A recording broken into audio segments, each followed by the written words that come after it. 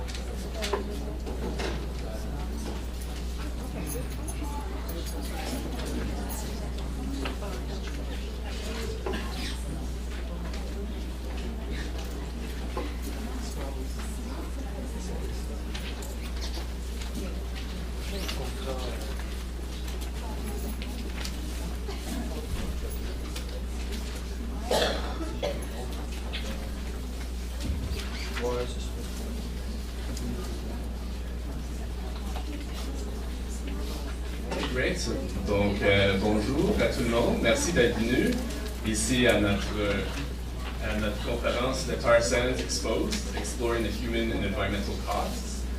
I think it's important whenever we start such an event to also really importantly acknowledge the traditional unceded lands of the Haudenosaunee people that we're standing on here, and to realize that we're all treaty people. So I just want to start the conference by talking about that.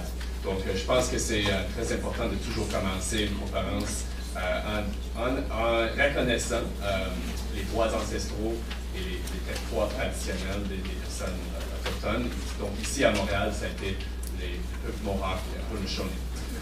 Et après ça, c'est toujours bien de se présenter. Donc, moi, je m'appelle Christian Garot et je suis membre actif du collectif Justice Climatique Montréal. So my name is Christian Garot, and I am an acting member of Climate Justice Montreal and a graduate student at Concordia University.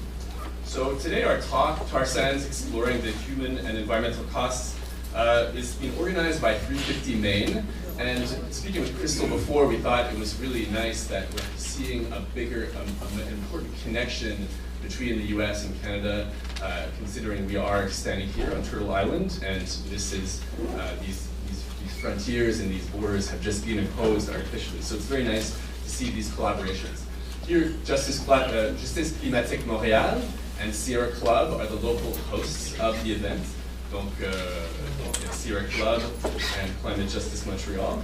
And we'd also like to thank our financial supporters, who are the APULPA, Equiterre, the Concordia Student Union, and Indiegogo funding campaign, which we crowdsourced some money to cover the costs. Donc, on aimerait bien sûr féliciter et remercier nos partenaires financiers. C'est la APULPA, Equiterre, Concordia Student Union, and an Indiegogo campagne. Donc, merci aussi pour votre patience de mon discours bilingue. Donc, on sait tous pourquoi on est ici. On veut savoir plus à propos des sables bitumineux. Donc, on a trois conférenciers qui vont nous parler des sables bitumineux. Et ça va être une opportunité pour nous autres de réseauter, mieux comprendre la situation, ainsi que savoir quelques solutions de cette problématique grave. Je ne veux pas en parler de ça, c'est eux autres qui vont en parler. So today we're going to be hearing from three conference speakers. Garth Lenz, who is an excellent photographer who is published in National Geographic, New York Times, Time Magazine. Afterwards, Crystal Lehman will speak about the impacts of tar sands, where she's from, in Alberta, Beaver Lake Cree Nation. And then we will be hearing from Audrey Yank, who has been active here in Montreal and Quebec on these issues. So Garth Lenz will be speaking to you mostly about these beautiful pictures that you see. He's the man who's responsible for these strangely beautiful, considering the content of these photos, of course. And Garth originally was a musician before going on to founding Lens Photography, through which he explores environmental issues and the impacts of large-scale projects, environmental projects, on human ecosystems and ecosystems in general. So without further ado, I will just introduce you, Garth Lenz. Although, please bear with me, if there is a need for whisper translation, can you raise your hand? Si vous avez besoin de traduction chuchotée, il y a Georges ici, donc s'il vous plaît, vous déplacez, il va pouvoir vous aider. Et bien sûr, merci d'avoir contribué à notre financement there is this Beaver Lake Cree court case that's on, which is very, very important. And so we thank you for buying a raffle ticket, and we will be passing out a hat later on. So merci encore, and without further ado, let's give a warm round of applause for Garth Lenz.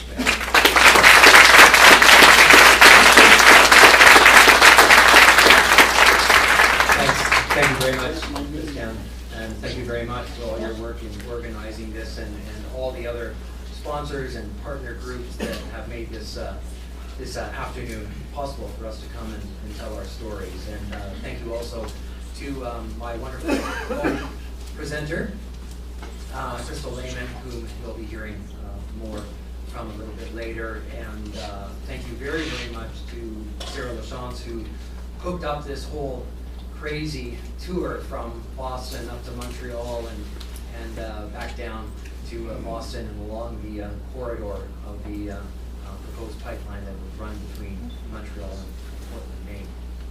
So we're just going to dim the lights a little bit, and or a lot, and move along here.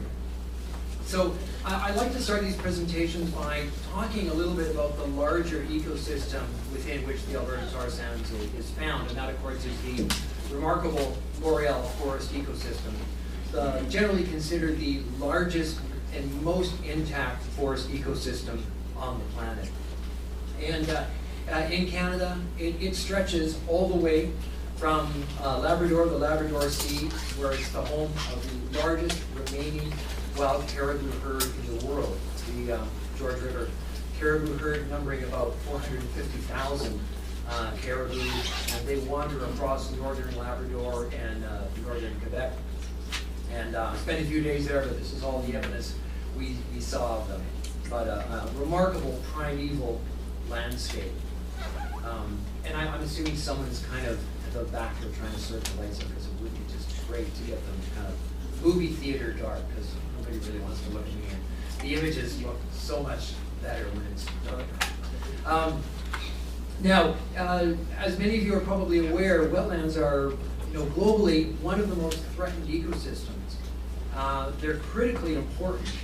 They filter water and air. They're one of the most effective carbon sinks we have in the world.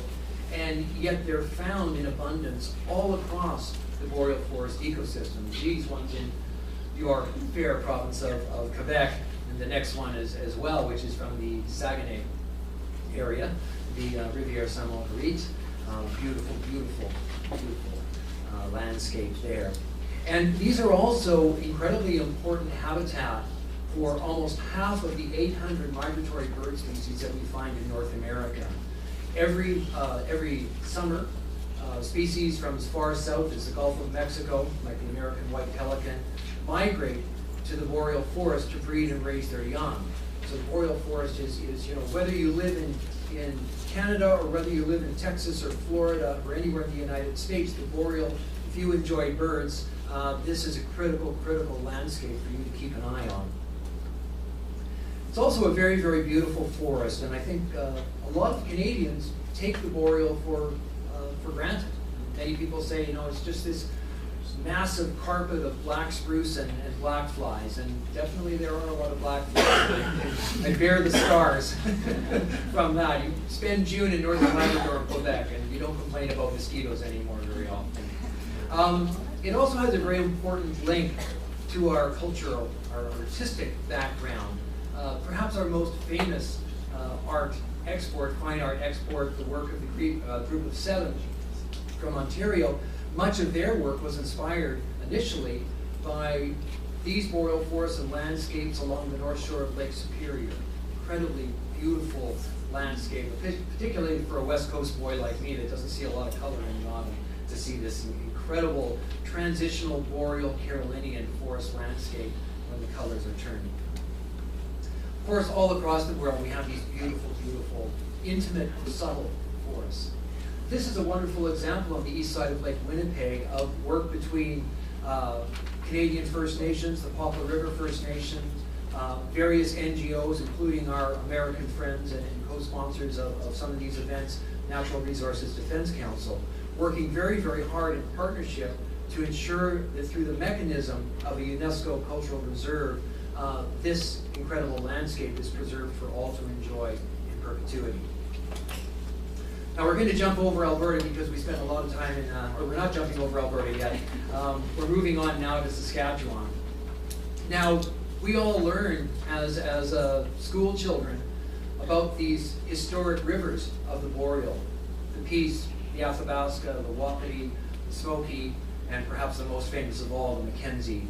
And these, of course, were the waterways that the original non-Aboriginal explorers of this country, the Coureurs de Bois, followed along these waterways, wisely adopting the means of transportation that the First Nations have used, the large dugout canoes, searching for a northwest passage for the expansion of the fur trade. So we have this very important historic link as well through the boreal.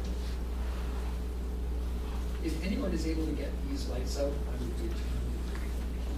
Then I'll stop squabbling about light. There, yeah. Oh, yeah. That's better to look at than this, believe me. One of the most dramatic parts of the boreal is the northern frontier of it, where the taiga or boreal meets the tundra. And this is just a couple hundred kilometers south of the Arctic Circle.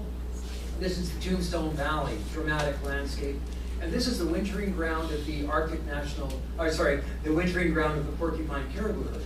Now, most of us know of that caribou herd in the context of their breeding ground, Arctic National Wildlife Refuge, which of course is threatened by oil and gas development. Well, this area is critical too. This is where they go to spend their winters. Relatively temperate and sheltered valley in the Northwest Territory, and that's along the Dempster Highway. This area too is rich in mineral and oil and gas deposits, and it has no protection. So while the threat is not imminent, there is this shadow over this dramatic and critical landscape. Now, to the west, the border of the boreal is marked by the coastal temperate rainforest, or rather by the coastal mountains. And just on the other side of that, we have the coastal temperate rainforest, and we'll talk a little bit more about that connection in just a few minutes. Of course, all across northern Canada, the boreal region, we have hundreds of distinct, intact First Nations communities and cultures. And one thing that is very remarkable amongst all these cultures is that so many of them, all the members of these communities, from the young to the old, speak their own native language, know all the songs and the dances and the games.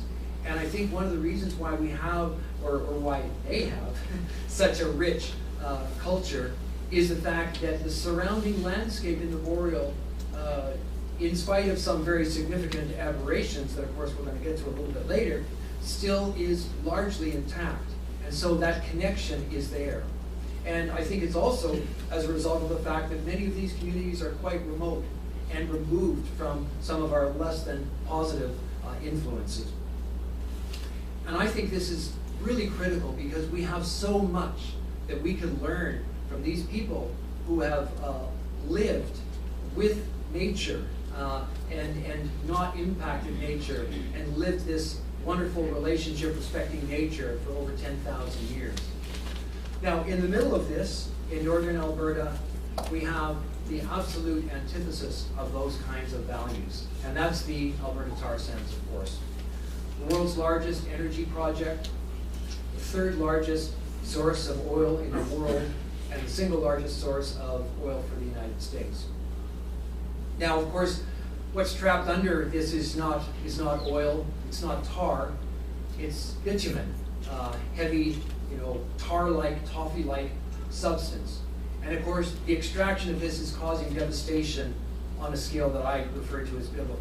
In fact, one of the few statements our Prime Minister has made, perhaps that I can agree with, is the fact that he said, this is an epic undertaking, akin to the building of the Great Wall of China or the pyramids, only even greater. And it is an epic undertaking. To give you an idea of the scale, it's incredibly difficult to get a sense of the scale because everything is so big. These trucks are the largest trucks in the world, 47.5 feet long by 32.5 feet wide by 25 feet tall. If you look at this room, a truck is going to be higher than that ceiling. It's going to be longer than this room, almost as wide. When I stand beside one of these trucks, my head comes up to the lower half of that yellow hubcap.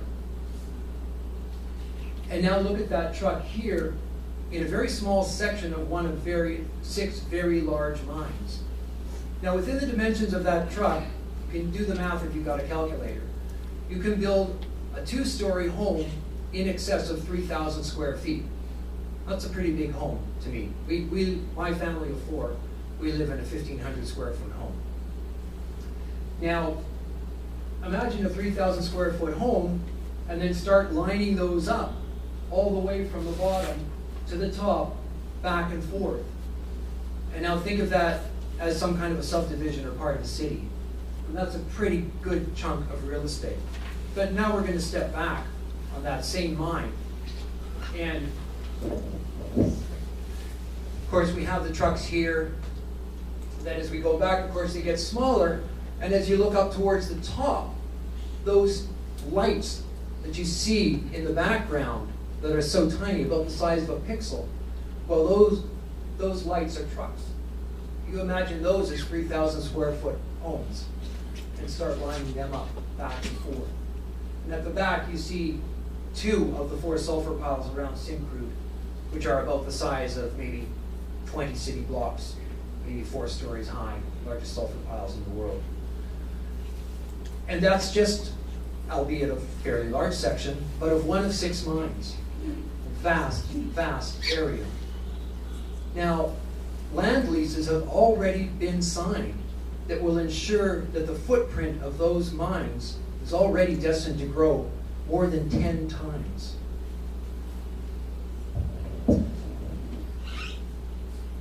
Now, the other method of extracting the bitumen is something called in situ, or SAGD, steam activated gravity drainage. Now, by this method, what happens is vast amounts of steam and chemically treated water is superheated and pumped through a network of pipes that runs deep underground. And one of those pipes will heat up the surrounding bitumen, liquefy it, it drains down, and another pipe catches it and pumps it up to the surface. Now, maybe not as visually repugnant or disturbing as the mines, but equally, if not more, impactful of the landscape and the people that have to live in that landscape, like Crystal Lehman's family and community. Because what happens is, and people like the Pemmican Institute have found that there is a 90% extirpation or elimination of key indicator species like woodland caribou, bison, moose, grizzly bear, all species that First Nations communities in their treaty enshrined rights are supposed to have the right to hunt and fish. Well, it's hard to hunt and fish something that isn't there. And the other issue, of course, is that this consumes even more energy than the mines. It consumes a significant amount of water, and that toxic water is finding its way into the aquifer and into the lakes and the food chains and the bodies of the indigenous people that live in this area. And it consumes even more energy, and the carbon footprint is at least as great as that of the mines. Now, the raw tar sands crude that is produced from either method is some of the highest carbon content oil in the world. And this is one of the reasons why some people have called it the world's dirtiest oil. And the carbon footprint of this is the reason why it is the single largest source of greenhouse gas emissions in Canada and the fastest growing source of greenhouse gas emissions in Canada. Currently, annual emissions about equal to that of some small European countries such as Denmark. Now, the other major issue is the use of water and the tailings ponds. And here you see a not terribly large tailings pond right beside the Athabasca River. Well, a vast amount of water is drawn from the Athabasca River, then laced with some of the most toxic substances known to humanity, and dumped back into these tailings ponds. Just one of the major companies there dumps into just one of their tailings ponds 250,000 tons of this toxic sludge every single day. Natural Resources Canada, about 6 or 7 years ago, an individual there computed that the amount of toxic sludge that had been produced to date, and that's, circa 2007, was enough to fill a canal 65 feet wide by 35 feet deep. It could go all the way from Fort McMurray to Edmonton to Ottawa. So a rather fitting terminus. In fact, 24 Sussex Drive, if it could make it to there, that would probably be a good place to send it. And that's going back to 2007, when production was about half of what it is now. Now, the other issue is that these tailings ponds are held by these dikes. Some of these dikes are up to 300 feet high, so they rise above the boreal forest floor and directly adjacent to the Athabasca River. 19 of these ponds line either side. And of course, given the sandy, very porous nature and the fact that these tailings ponds are unlined, this is leaching into the river and into the food chains of Aboriginal communities. Now, these are also the largest toxic impoundments in the world. Individual tailings ponds up to the size of 9,000 acres. That's individual tailings ponds up to 2/3 the size of the entire island of Manhattan. Now, water sampling has proven without a doubt that the same toxins found in those tailings ponds are showing up in the food chains of First Nations communities.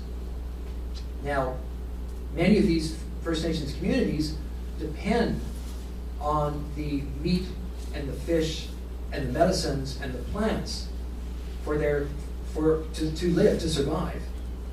And I have been lent boats by First Nations people and said, you know, you can go out into this area, but do not take any food from the land.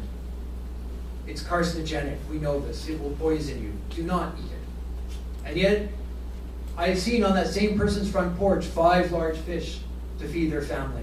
Well, why would any parent do that? Well, they don't have a choice. These are some of the most impoverished communities in Canada with some of the highest food prices in Canada.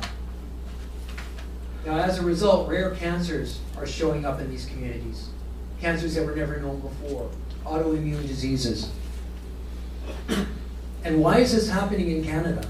As a parent, to be forced the choice of you either feed your children food that could give them cancer, or they go hungry. They can't be nourished. It's kind of a soul-killing alternative for a parent that loves their children.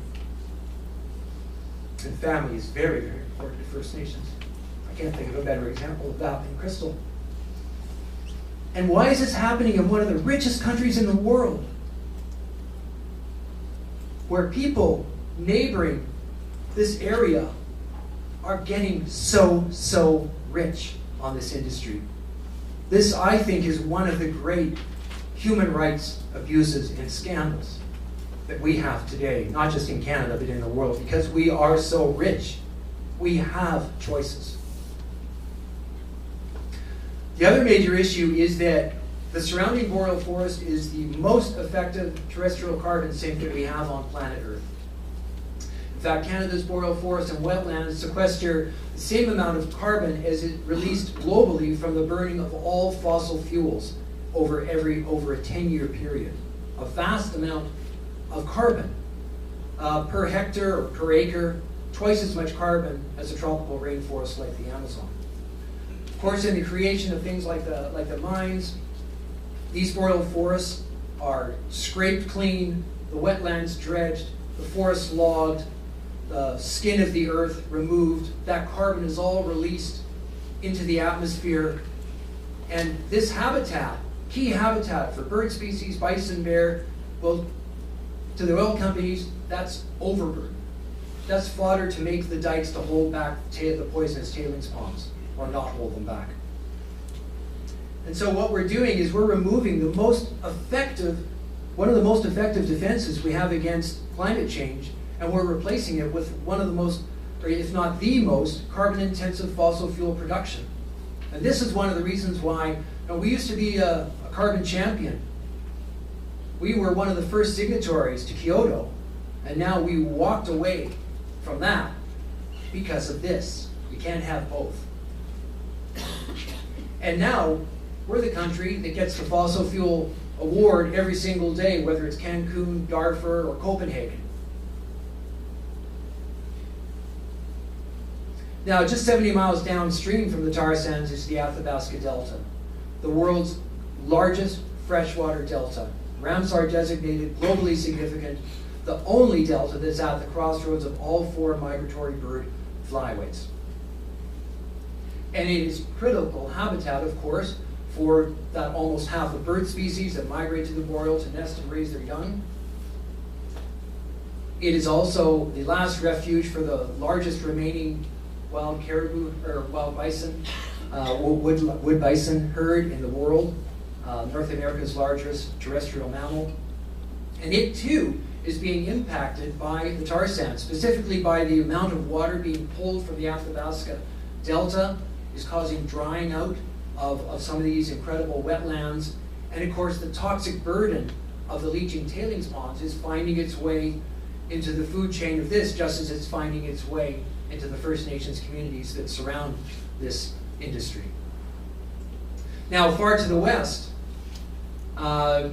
we have this amazing place where we have the world's greatest and most intact forest meets the greatest coastal temperate rainforest in the world. The Canadian boreal meets the Great Bear Rainforest. And I have had the distinct privilege and honor to hike this trail, a traditional grease trail with Tlingit First Nations elders, hike over those coastal mountains and down into the coastal temperate rainforest. And when you do that, you pass this dry, arid boreal forest ecosystem, and then all of a sudden you hit the coastal temperate rainforest with 10 to 20 feet of rain. Trees up to 30, 40 feet wide, 2,000 feet, up to 2,000 years old, and 300 feet tall. One of the most magnificent ecosystems in the world, with the most charismatic megaflora and fauna to be found. Some of the greatest, perhaps the greatest concentration of grizzly bear, kermode, and many other species. And of course, the foundation of all of these is the amazing salmon runs that fertilize the forests, that feed the bears, feed the eagles, feed the coyotes, feed the wolves, and they have even found salmon isotopes, sorry about that, in the trees. Some people call this the salmon forest, because without the salmon to enrich the valley bottoms and grow these enormous trees, well, without the salmon, we don't have the organic foundation to create this amazing forest. So now we're asked to approve the Northern Gateway Pipeline, which would go 800 miles or 800 kilometers from just north of Edmonton out to the port of Kitimat. And so we're asked to authorize one of the most irresponsible pipeline companies in the world, Enbridge, and I probably don't have to give you a refresher course on what happened in Kalamazoo and what's happened on many other Enbridge pipelines, company which over its history averages one pipeline spill per week. We're supposed to authorize them to take a pipeline through an incredibly remote and rugged territory over hundreds of the richest salmon streams, which are the foundation for the culture and ecology of this whole area and all the species that depend upon it, including First Nations communities here as well. And once that pipeline reaches the port of Kitimat, then tankers, up to 10 times the size of the Exxon Valdez, carrying a payload, enormous payload of the most toxic fuel on the planet, tankers the size of the Empire State Building, are then being asked to go through Douglas Channel, one of the most difficult to navigate channels. A channel that a small BC ferry couldn't manage to navigate, crashed and sunk. Now, First Nations people know what's going to happen. They know what's going to happen. It's not a question of if, it's a question of when. One of these massive tankers goes down, and the damage of the Exxon Valdez, which 20 years later is still being cleaned up, will be forgotten in the crisis that this will create, completely despoiling the whole west coast of this continent, from Valdez, Alaska, down to the north coast of Oregon. And that is why coastal First Nations that know this area better than anybody, they've lived here, a seafaring people, for 10,000 years. They know that that pipeline is the end of their culture, economy, and their future. And that is why they are unanimously opposed to it. And of course, in the United States, there's the Keystone XL pipeline, a pipeline through the United States, which will do nothing for their energy security and everything for the big oil companies that want to get that oil to the coast for export, and in the process will compromise the agricultural heartland of the United States.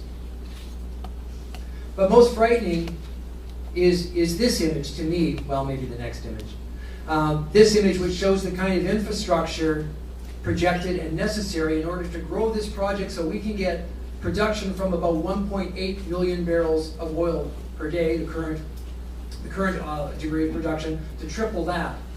And in the process, industrialize an area larger than the state of Florida. And in that process, remove vast areas of our most effective terrestrial carbon sink and replace it with the most intensive fossil fuel production in the world. And this is one of the things that noted NASA climatologist James Hansen took into account and crunched the numbers. You know, he's a scientist. Crunch the numbers don't lie, and the numbers show that if we fully exploit the tar sands, there is no stabilizing of climate for our children and our children's children. We don't need more tar mines. We don't need more pipelines to further entrench and tie us to a fossil fuel future. We can't allow the tailings ponds to grow and multiply and threaten some of the most vulnerable people in this country. We need to understand and realize and act on the knowledge that clean water will always be worth more than dirty oil. And we need to preserve our wetlands and forests. You know, I think the boreal forest to the north and the tropical rainforests of the south are the lungs of this planet. You know, we don't get a second pair of lungs, and the planet doesn't get a second pair of lungs either. Now, I'm a parent.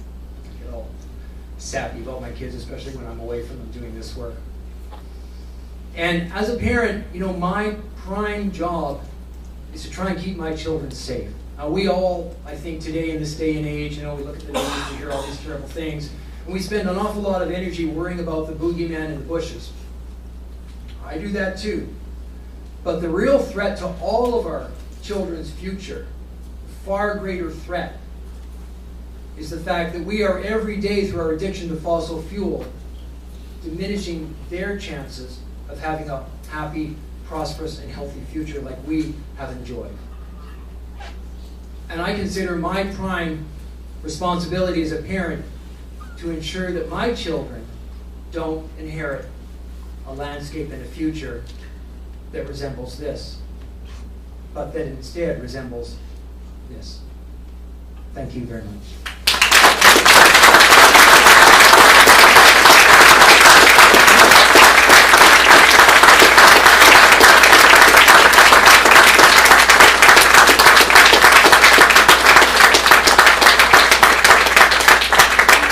I would just, thank you. You're very, very kind and generous. I would like to introduce someone who I have had the distinct pleasure of getting to know a little bit better over these last few days. An incredibly courageous woman who is surrounded by this every day.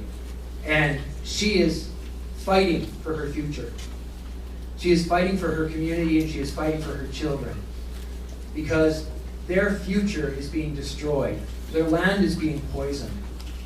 And I think it's incredible that some of the most vulnerable and, you know, impoverished people that have the toughest time of any Canadians are leading the fight for all of us.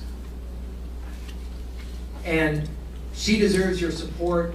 She's going to really move you. And they have a court case which, if successful, could bring a stop to all this expansion, which we're all so concerned about. And the one thing stopping them from success, it's crass to say it, it's money. It's what they absolutely need. And this government is doing their best to spend them out of that money any way they can and ensure that that second to last image is the one that grows as they line their pockets. So I just want you all to give a warm, warm round of applause to a woman who is a real inspiration and a hero, and I want you to also do everything you can to generously support her heroic cause and journey. Crystal Lehman.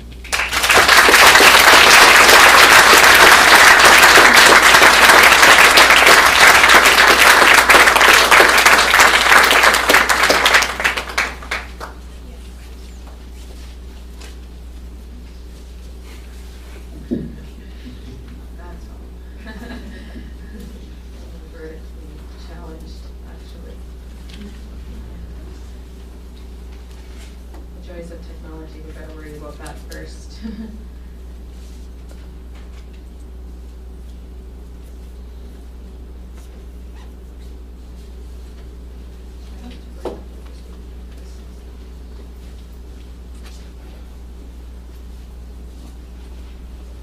spot. That means just the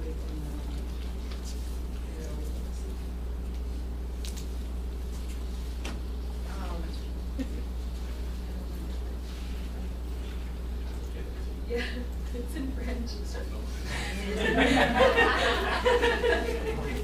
Just to put it in. I should know the pictures by now. There. Here. I will get this one. I'll just go by the pictures. Maybe the pictures will have something else. I'm guessing. It should be this one.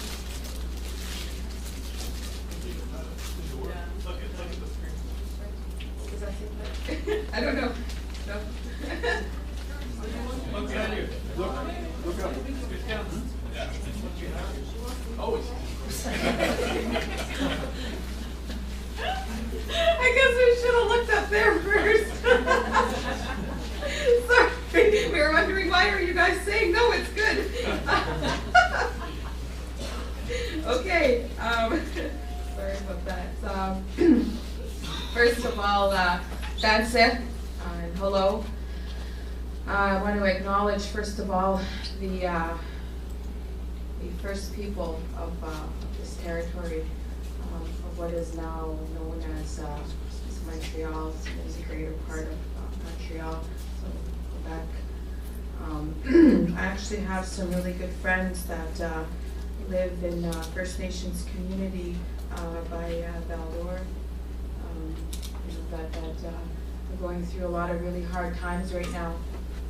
So kind of thinking about them today, they don't have the financial resources to come over here, but I'm thinking about them nonetheless. And I feel real good, to look out into the crowd and see some of my own people as well. So I thank you for that, and thank you to everybody else for coming. I'm going to try to talk fast, and I really apologize if there's anybody in here that has a hard time understanding me. I apologize for that ahead of time. English, unfortunately, is my first language. So I'm going to start with saying this little piece that I always say. Lakota chief and holy man Sitting Bull said this: "For us, warriors are not what you think of as warriors. The warrior is not someone who fights because no one has the right to take another's life. The warrior for us is one who sacrifices himself for the good of others. His task is to take care of the elderly, the defenseless, those who cannot provide for themselves, and above all, the children, the future of humanity." And that comes from the militarization of Indian country by Winona LaDuke.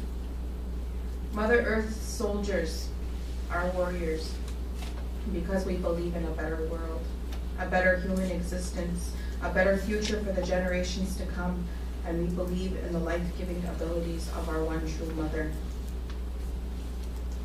And this little piece is actually going to be easy to deliver because I'm not on the state side anymore, so I can talk about Stephen Harper and folks know who he is. I don't know if that's a good thing or not yet.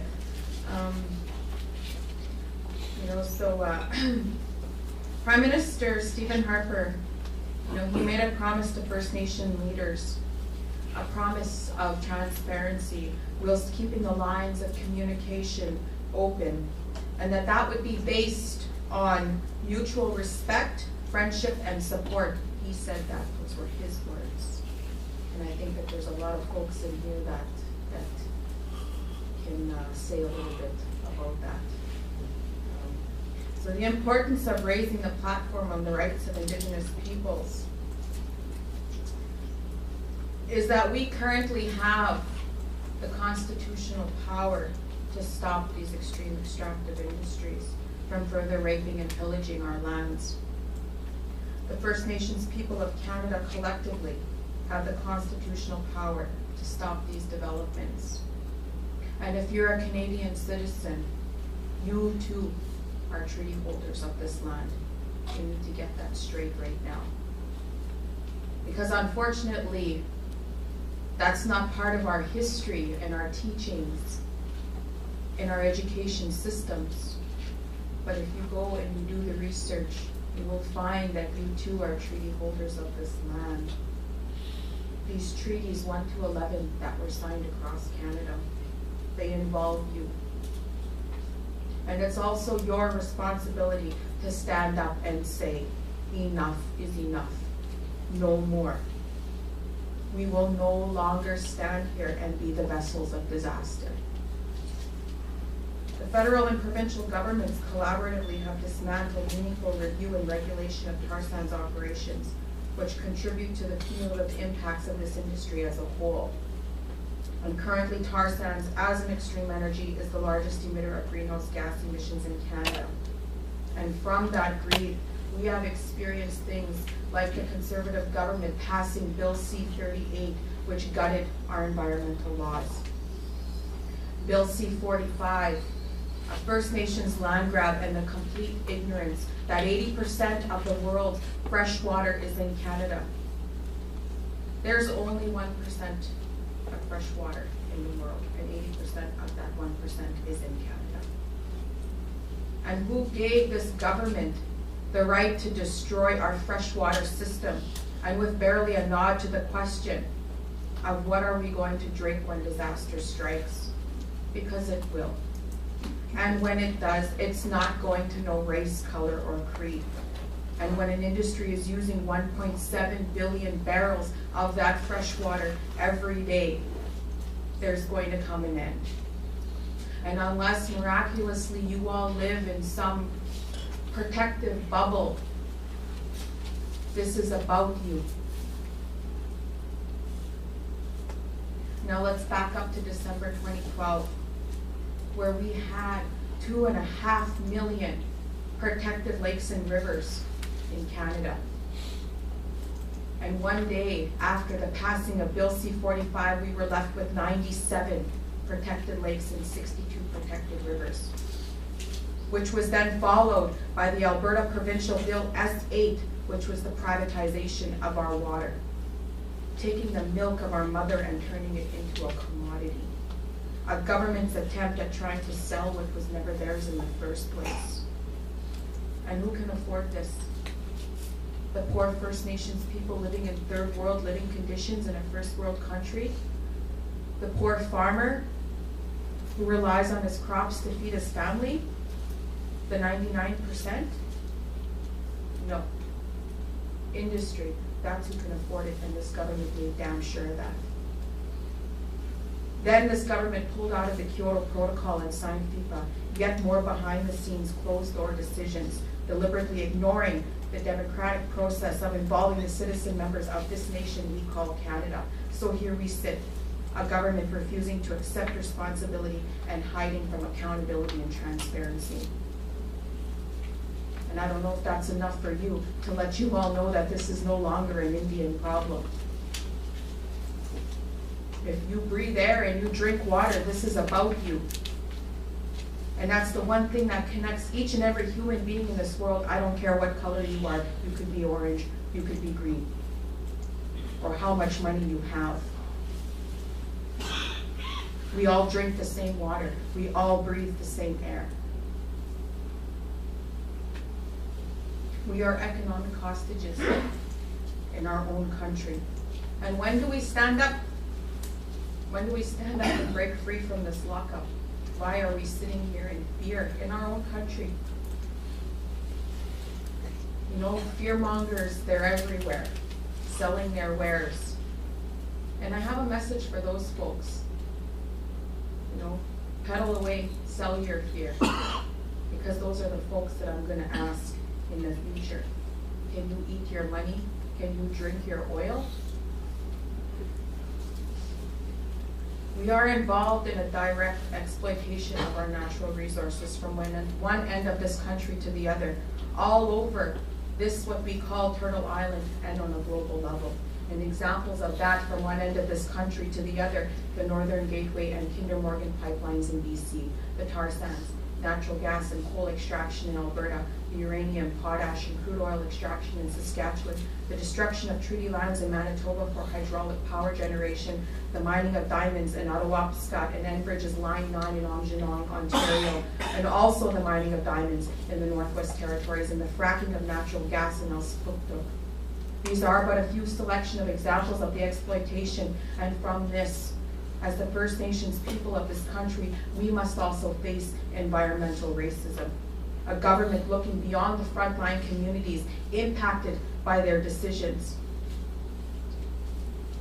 An industry, they talk so highly of their reclamation sites. Sites that house poison wildlife, like the buffalo that you saw. This company, Syncrude, they've got these reclamation sites out there where the open pit mining is happening. And these buffalo, they've brought in these buffalo, they've put them in this fence in their natural habitat. And they say, look at how wonderful we are. These buffalo, look at how great we are. We've brought these buffalo in and they're roaming, in their natural habitat. As we reclaim the land, we're gonna give it back to the Indians just the way we found it. See, even these buffalo, they can live here. You're all full of shit when you say that you're all dying from cancer. Look at these buffalo. And we're so awesome, we're even going to sacrifice some of that buffalo. And we're gonna feed it to the local elders. The elders who know more than we'll ever know. Who are smarter than we'll ever be. As a young person, I don't claim to ever know anything. I just carry what I'm told. So these elders, they took the meat. Thank you, okay, move along. And instead of consuming that meat, they took it and they got it tested. That just goes to prove, who's smarter than who. Unfortunately, the results were catastrophic. Chemicals so dangerous and so high in the meat content that it was deemed unfit for human consumption. So until industry can promise me that they've replaced every single piece of vegetation that was natural to that area, and in its purest form, an ecosystem returned as if it had never been touched, only then will I stop talking about the lies that they fill us with. Reclamation for me is not poison life. Reclamation for me is going to different places and standing with the 99%, planting those seeds of knowledge, love, and a better world, a world that we can agree on collectively. And after 46 years of this extractive industry in our territory, only 15% of it has been reclaimed.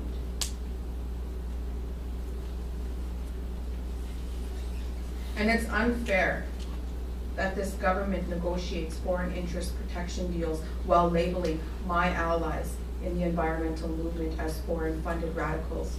And not only is it unfair that they saddle the next generation with financial and ecological debts in the interest of the next election, but I believe that most Canadians would agree that it's unfair for them to use taxpayer dollars in the courts as a way of blocking access to justice. When First Nations communities attempt to assert our constitutional and treaty rights, we find ourselves outspent each step of the way. And it's their duty to uphold the Constitution of Canada, not us. And this government doesn't get to pick which parts of the Constitution it likes and which parts it doesn't. So with that, I'm going to try to rip through my PowerPoint. That was only my introduction. Oh, I've got lots of time, apparently. Don't say that. Well, I'll be here past supper. Okay, so as well as being a member of the Beaver Lake Cree Nation, I'm a citizen member. I don't represent my nation, my leadership. I'm a mother. That's who I am first and foremost. I brought children into this world and I have an obligation to them. My children, they have basic human rights too. And their rights are being violated. And I don't ever want to be that mother whose children in the future ask, Mama, why didn't you do anything?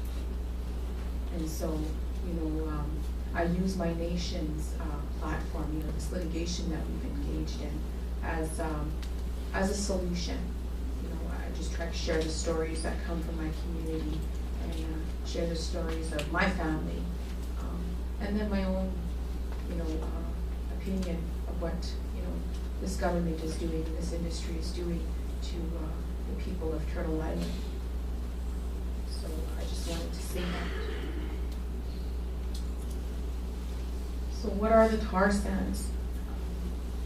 And what are the effects? I don't know how much, you all know about what tar sands are, but you can see there, it's a heavy tar-like substance.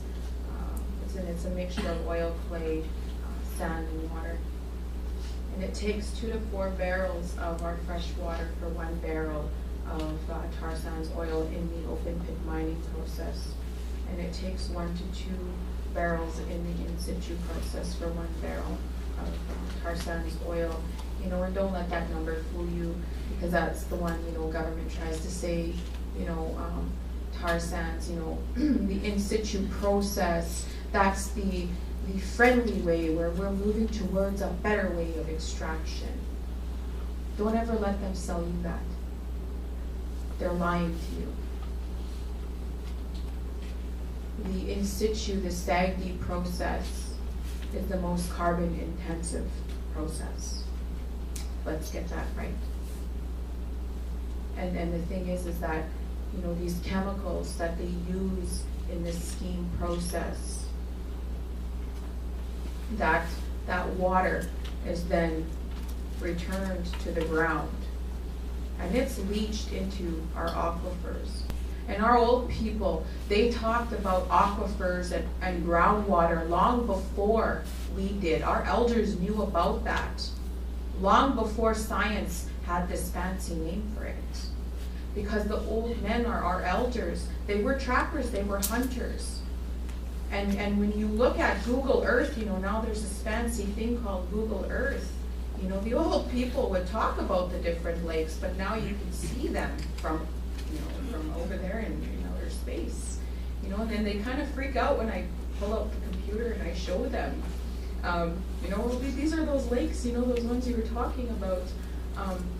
But they always, they share that story about, the water snake, and the old men, the elders, as they would go and they would hunt, and they would also visit each other, traveling along the way. So they would talk to each other, when they would see the snake in the different bodies of water.